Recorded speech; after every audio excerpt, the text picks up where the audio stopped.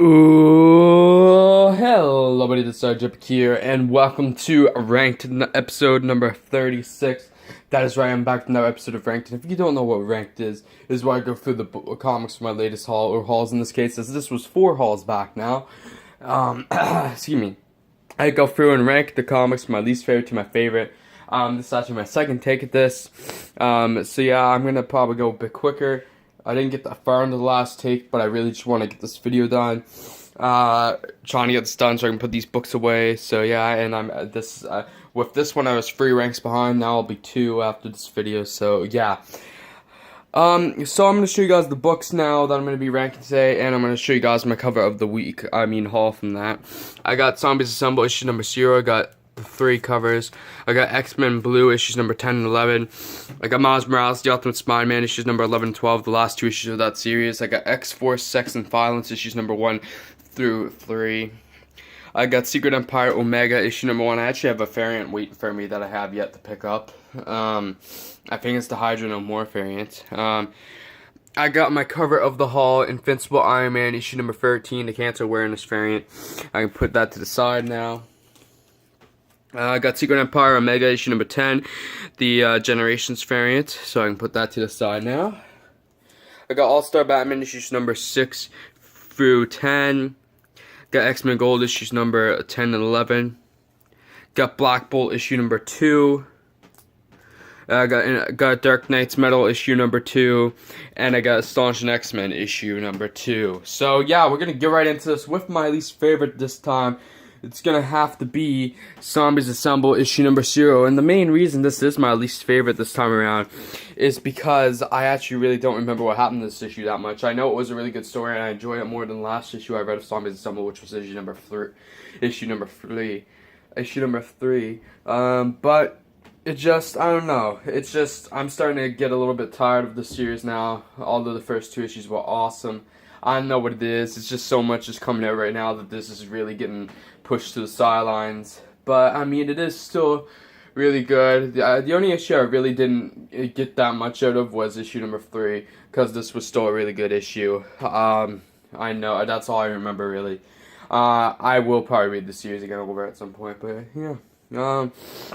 Anyway, I don't really have much to say about this one, so I'm just going to move on now to my number 9/second least favorite, and it's gonna have to go to X-Force Sex and Violence issues number 1 through 3.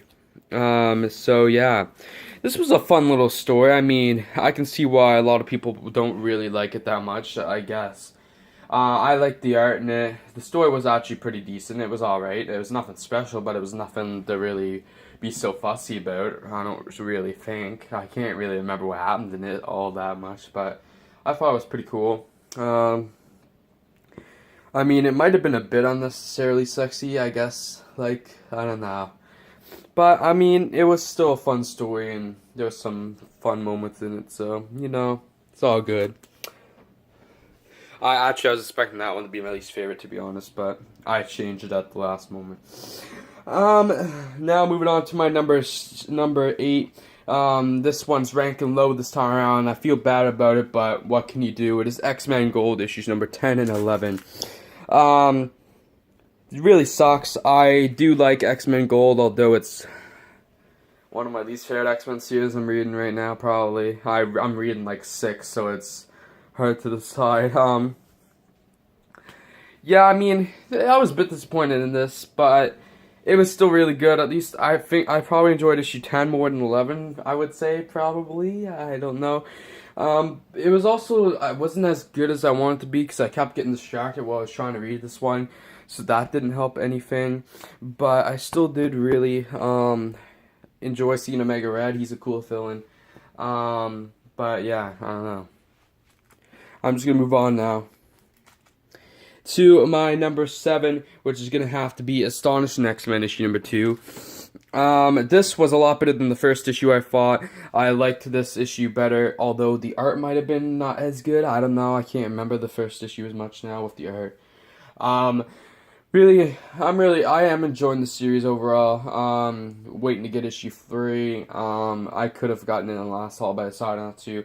I have to wait for a copy of issue 4 now, unless I find it when I go travel to a comic shop that's an hour away in a little under a week now. So yeah, hopefully either my shop gets it in or I find it, and yeah. I can't wait to read more of this because this issue was really good, and we found that in this issue that Mystique was disguised as Beast. So yeah, and this was a lot of psychological mind games and stuff, and it was really cool. And I'm liking this story, like, and seeing Charles Xavier, whether it's actually him or not. It's pretty cool. Next up from number 6 is gonna be Secret Empire Omega, issue number 1. This was a great story. Talk about more psychology. Got right into it. We got to see Cap's thoughts on everything. This is really cool. I really enjoyed the story. Evil Cap. There's 2 Captain Americas in the world now, which is interesting. Will Hydra Cap strike again at some point? He probably will. I mean, this is a great way to kind of end Secret Empire, I thought. So, yeah, what can you say? Next is going to be my number 5, and it is going to have to be Miles Morales, The Ultimate Spider-Man, issues number 11 and 12. What a great way to end the series. These were great 2 issues. I kind of wish I got to rank this higher, but just couldn't be. Like I said, great way to cap off the series. That was a great 12-issue run of Miles Morales, The Ultimate Spider-Man. Yeah, Miles is like my favorite superhero, and this kind of just supported that more. He might be my favorite. I don't know. It's hard for me to like say that I might like Miles over Peter, because Peter's the original. But like, I kind of really do like Miles. I mean, I just like the Ultimate Spider-Man stuff. So like, I don't know. But yeah, Brian Michael Bendis writing Spider-Man is always like, yeah, his Ultimate Spider-Man stuff was always great. So you know. But what else can I say? Great stuff. A weird ending, but a nice one. So yeah. Next up is my number 4, and it's gonna have to go to All-Star Batman issues number 6 through 10. If I was to rank these issues in order of how much I liked them, from my least favorite to my favorite. My favorite was definitely issue number 7 with Poison Ivy. Seeing Batman and Poison Ivy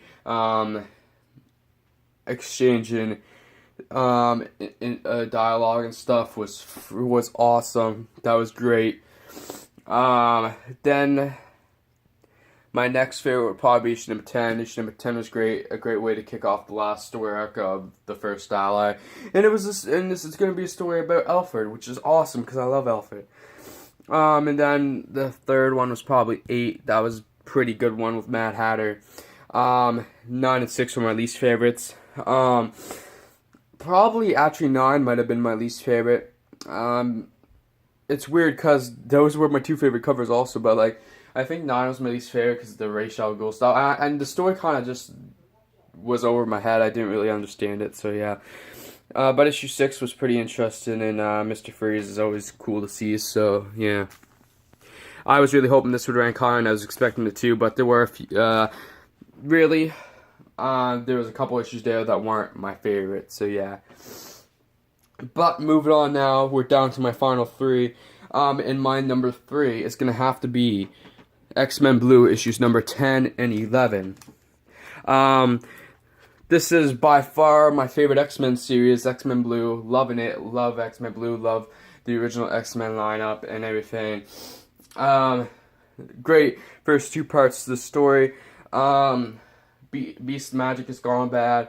All these bad X-Men from other alternate dimensions are out due to, I actually forget the woman who unleashed them now, but pretty cool. The Jean Grey and Cyclops being linked telepathically, that stuff is really cool. Yeah, what can I say? Loving X-Men Blue. Now we're down to the final 2, which number 2 will reveal my number 1. I had these flipped at first, but I decided I was going to go with this order, and my number 2 is going to have to be Black Bolt issue number 2. This was almost my number 1, like I said. really enjoying Black Bolt, and I have read up to issue 5 now, so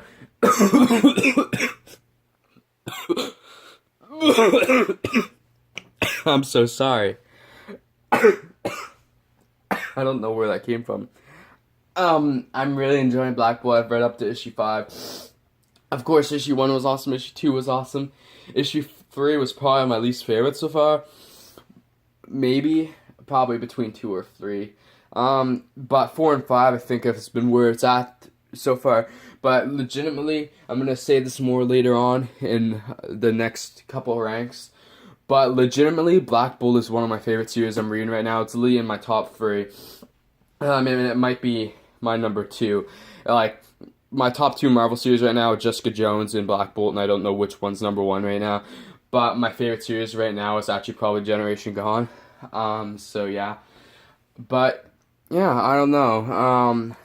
Black Bolt's awesome. This issue was great at Black Bolt. We got to meet a ton of the ensemble characters in this one.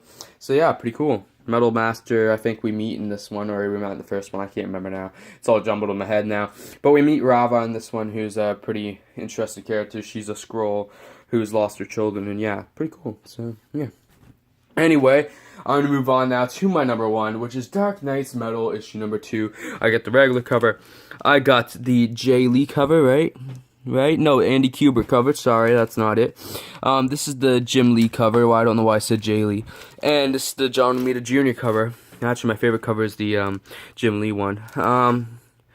Really, this was a really good story, and this is actually, for me, this is the real kicking off point to when this event has gotten really good, because ever since this issue, everything has been incredible, has been some of my favorite reads that I've been reading. Dark Knights has been incredible lately, and this was the starting off point for me. I'm not saying I didn't enjoy Dark Days, the casting, and the casting in the Forge, because I did. I mean, I didn't enjoy parts, and I did. I'm not saying I didn't enjoy Dark Knight's Metal number 1, because overall I did, although it was a tiny bit disappointing also, but this was a great issue, and this issue made issue 1 look better, and it was just awesome. And I don't want to go too much into the story, because if you're not reading this, I don't know why you're not, and you should be picking this up. I'm only picking up the one-shot. I'm not picking up any of like the tie-ins with Suicide Squad or Nightwing or Green Arrow, but I am picking up the other tie-in, the one-shot tie-ins. So yeah, it's all been great. Really enjoying it, and I think that's where I'm gonna end it today. So if you enjoyed this video, I'm gonna end it now. Please leave a like, subscribe, comment, and even share if you like to. And anyway, guys, I will see you all in the next video, and peace out. Bye.